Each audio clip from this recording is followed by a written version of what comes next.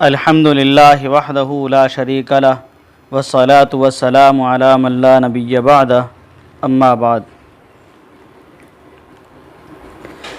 اذان کے لغوی معنی اطلاع دینا، اعلان کرنا۔ اللہ تعالیٰ کا ارشاد ہے وَأَذَانٌ مِّنَ اللَّهِ وَرَسُولِهِ، یہ اللہ اور اس کے رسول کی طرف سے اطلاع و اعلان ہے۔ اور اذان کے شرعی معنی ہے الاعلام بوقت الصلاۃ بالفاظ مخصوصۃ، مخصوص الفاظ کے ذریعے نماز کا وقت داخل ہونے کی اطلاع دینا۔ یاد رکھنا چاہیے کہ اذان شعائر اسلام میں سے ہے۔ اذان کی مشروعیت میں حکمت خداوندی کا تقاضا یہ ہے کہ اذان صرف نماز با جماعت کے لیے اعلان و اطلاع نہ ہو، بلکہ وہ دین کا ایک شعار بھی ہو۔ مشرق و مغرب، شمال و جنوب، بحر و بر اور زمینی و آسمانی فضاؤں میں جب اذان کی صدا بلند کی جائے تو دین کی شان بھی بلند ہونی چاہیے۔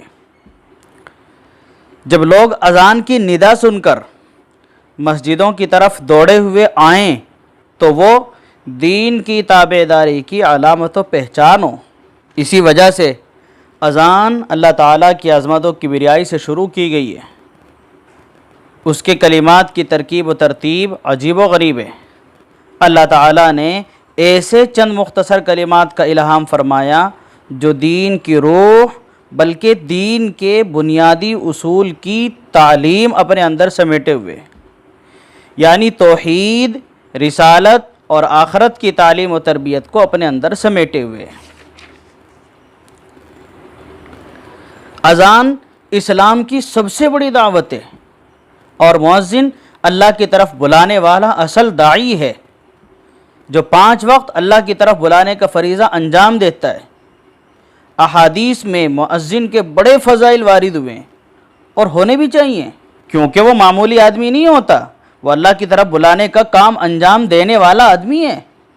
لیکن یاد رکھنا چاہیے کہ جو فضائل مؤذن کے لیے وارد ہوئے ہیں وہ ہر مؤذن کے لیے نہیں ہیں، وہ اس مؤذن کے حق میں ہیں جو مؤذن اذان کا فریضہ، اقامت کا فریضہ شریعت و سنت کے مطابق انجام دے۔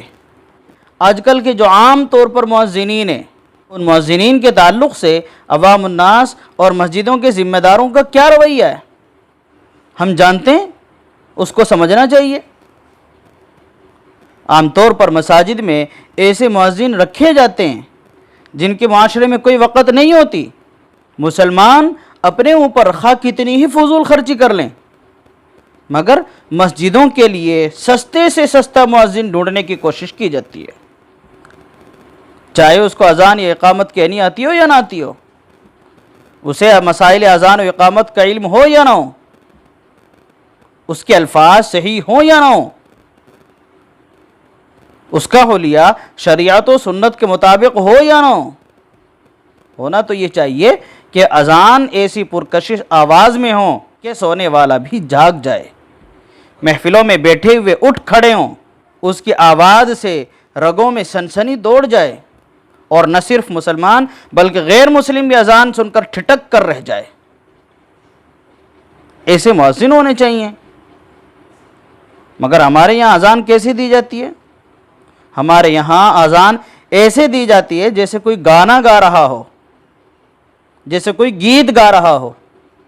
نہ اس میں کوئی سوز و گداز ہوتا ہے، نہ کوئی روحانیت ہوتی ہے، نہ الفاظ صحیح ہوتے ہیں،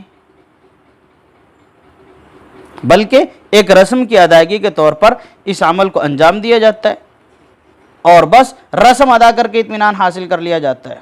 مؤذنین نہ صرف یہ کہ اذان کے مدوں میں حد سے تجاوز کرتے ہیں، بلکہ بہت سے اذان و اقامت کے تلفظ میں صراحتاً غلطی کرتے ہیں۔ مثلا اللہ اکبر کے الف کو کھینچ کر پڑھنا، یا اشہدو کو اشہدو پڑھنا، یا چھوٹے سین کے ساتھ اسہدو پڑھنا، اور اس کے علاوہ بہت ساری غلطیاں۔ اور یہ اس طرح کی غلطیاں ہیں جو بالکل عام ہیں، جن کی طرف توجہ بھی نہیں ہوتی، حالانکہ ان کی اصلاح نہایت ضروری ہے۔ اور بعض علاقوں میں تو مسجدوں کے لیے کوئی مؤذن بھی متعین نہیں ہوتا۔ ایسے علاقوں میں اور ایسی جگہوں میں اذان و اقامت کے سلسلے میں ہر آدمی کو اختیار ہوتا ہے، اور شوق میں اذان و اقامت، خاص طور سے اقامت میں ایسے لوگ بڑھ چڑھ کر حصہ لیتے ہیں جن کے چہروں پر داڑھیاں نہیں ہوتی، الفاظ ان کے صحیح نہیں ہوتے۔ یاد رکھیں، داڑھی ایک مشت سے کم کرنا ناجائز اور حرام ہے۔ ایسا شخص شریعت کی نظر میں فاسق ہے، اور ایسے شخص کا اذان و اقامت کہنا مکروہ تحریمی ہے۔ پھر یہ لوگ سن کر اذان و اقامت کہنے والے ہوتے ہیں، اذان و اقامت کو انہوں نے سیکھا ہوا نہیں ہوتا، غلط الفاظ کے ساتھ اذان و اقامت کہتے ہیں۔ داڑھی والے لوگوں کی موجودگی میں اور صحیح اذان و اقامت کہنے والے لوگوں کی موجودگی میں داڑھی منڈے آدمی کا اذان و اقامت کہنا یا ایسے آدمی کا اذان و اقامت کہنا جس کو اذان و اقامت کے الفاظ صحیح یاد نہ ہوں جائز نہیں ہے۔ اگر اذان و اقامت کا شوق اور جذبہ ہے تو مسلمان اپنی داڑھی بڑھائیں، اذان و اقامت کے الفاظ درست کریں، تب اذان و اقامت کہیں۔ اذان و اقامت اسلام کا شعار ہیں، اذان و اقامت کی ایک شان باقی رہنی چاہیے۔ لوگوں نے اذان و اقامت کا مذاق بنا رکھا ہے۔ مسلمانوں کو چاہیے کہ دین کی صحیح سمجھ حاصل کریں، اپنی عقل کے تابع بنانے کی کوشش نہ کریں دین کو، بلکہ اپنی عقل کو دین کے تابع بنانے کی کوشش کریں اور شریعت و سنت کے مطابق چلیں۔ اللہ تبارک و تعالی ہم سب کو دین کی صحیح سمجھ عطا فرمائے۔